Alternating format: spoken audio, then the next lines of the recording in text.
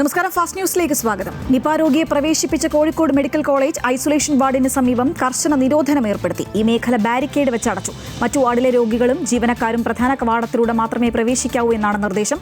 അതേസമയം നിപ ബാധിച്ച രോഗിയുടെ നില ഗുരുതരമായി തുടരുന്നു. സ്ഥിതിഗതികൾ വിലയിരുത്താൻ കോഴിക്കോട് കളക്ടറേറ്റിൽ യോഗം ചേർന്നു. സംസ്ഥാനത്ത് നിപ സ്ഥിരീകരിച്ചതോടുകൂടി സ്ഥിതിഗതികൾ വിലയിരുത്താൻ ആരോഗ്യമന്ത്രിയുടെ അധ്യക്ഷതയിൽ തിരുവനന്തപുരത്ത് ഉന്നതതല യോഗം ചേർന്നു. ആരോഗ്യവകുപ്പിലെ ഉന്നത ഉദ്യോഗസ്ഥർ പങ്കെടുക്കുന്നുണ്ട്. മുൻകരുതലുകളും പ്രതിരോധ സംവിധാനങ്ങളും വിലയിരുത്തും. നിലവിൽ ആശങ്കപ്പെടേണ്ട സാഹചര്യമില്ല എന്നാണ് മന്ത്രിയടക്കം വ്യക്തമാക്കുന്നത്. വയനാട് ഷിഗല്ല പടരുന്ന സാഹചര്യവും പ്രതിരോധ പ്രവർത്തനങ്ങളും വിലയിരുത്തി തുടർ നടപടികൾ സ്വീകരിക്കും. ശബരിമല സ്വർണ്ണക്കൊള്ള കേസുമായി ബന്ധപ്പെട്ട എ പത്മകുമാറിനെതിരെ നടപടിയെടുക്കാൻ CPM തീരുമാനിച്ചു. പത്മകുമാറിനെതിരായ നടപടി ചർച്ച ചെയ്യാൻ പത്തനംതിട്ട ജില്ലാ കമ്മിറ്റിയെ ചുമതലപ്പെടുത്തി. തിങ്കളാഴ്ച യോഗം ചേരും. തോൽവിയെക്കുറിച്ചുള്ള അവലോകന റിപ്പോർട്ടിൽ സംസ്ഥാന സമിതിയുടെ നിർദ്ദേശമനുസരിച്ച് പ്രധാന തിരുത്തലുകൾ വരുത്തിയിട്ടുണ്ട്. പത്മകുമാറിനെതിരായ വിമർശനത്തിലും PK ശ്യാമളയുടെ സ്ഥാനാർത്ഥിത്വത്തിലും വെള്ളാപ്പള്ളിക്കെതിരായ വിമർശനത്തിലും തിരുത്തൽ വരുത്തി. പാലക്കാട് ജില്ലയിലെ തെരഞ്ഞെടുപ്പ് തോൽവി പരിശോധിക്കാൻ CPM. പാലക്കാട് ജില്ലാ കമ്മിറ്റി യോഗത്തിൽ MP രാജേഷിനും K ശാന്തകുമാരിക്കും വിമർശനം. നേതാക്കളുടെ ശൈലി തോൽവിക്ക് കാരണമായി എന്നാണ് പാലക്കാട് ജില്ലാ കമ്മിറ്റിയുടെ വിലയിരുത്തൽ. തൃത്താല, കോങ്ങാട്, പാലക്കാട്, ചിറ്റൂർ മണ്ഡലങ്ങളെ തോൽവി പരിശോധിക്കും.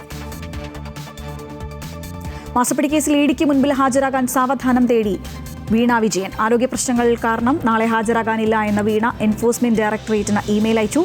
അഭിഭാഷകർ ഹാജരായി രേഖകൾ കൈമാറുമെന്നും അറിയിച്ചിട്ടുണ്ട്. KSRTCയിൽ സ്ത്രീകൾക്കുള്ള സൗജന്യ യാത്ര അനുവദിക്കുന്ന ഓർഡിനറി ബസ്സുകളിൽ പ്രിയദർശിനി പദ്ധതി സ്റ്റിക്കർ പതിക്കാൻ തീരുമാനം. തിങ്കളാഴ്ച ഉദ്ഘാടന യാത്രയിൽ മുഖ്യമന്ത്രി ഭാഗമാകും. തമ്പാനൂരിൽ നിന്ന് സെക്രട്ടേറിയറ്റ് വരെ മുഖ്യമന്ത്രി യാത്ര ചെയ്യും. സ്ത്രീകളുടെ സൗജന്യ യാത്രയുടെ പണം സർക്കാർ മുൻകൂറായി നൽകണമെന്ന് KSRTC ആവശ്യപ്പെട്ടു. മാസാവസാനം പണം നൽകാനുള്ള തീരുമാനം ദൈനംദിന പ്രവർത്തനങ്ങളെ ബാധിക്കും. ഇന്ധന സബ്സിഡി അടക്കം പ്രതിസന്ധിയിലാകും. ധനവകുപ്പുമായി ഗതാഗത വകുപ്പിന്റെ ചർച്ച ഉടൻ നടക്കും.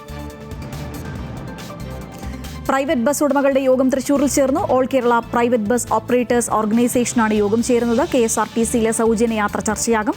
ഇന്ധനവില വർധനവും ചർച്ച ചെയ്യും. സൗജന്യ യാത്ര സ്വകാര്യ മേഖലയുടെ നടുപിടിക്കുമെന്നാണ് സംഘടനകൾ വ്യക്തമാക്കുന്നത്.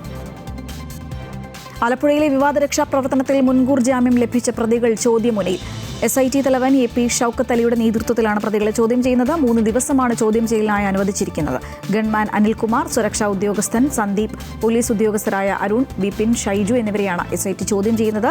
ചോദ്യം ചെയ്യുന്നതിനായി പ്രത്യേക ചോദ്യാവലിയും SIT തയ്യാറാക്കിയിട്ടുണ്ട്. ഇതിന്റെ അടിസ്ഥാനത്തിൽ ഓരോ പ്രതികളെയും ഒറ്റയ്ക്കിരുത്തിയാണ് ചോദ്യം ചെയ്യുക.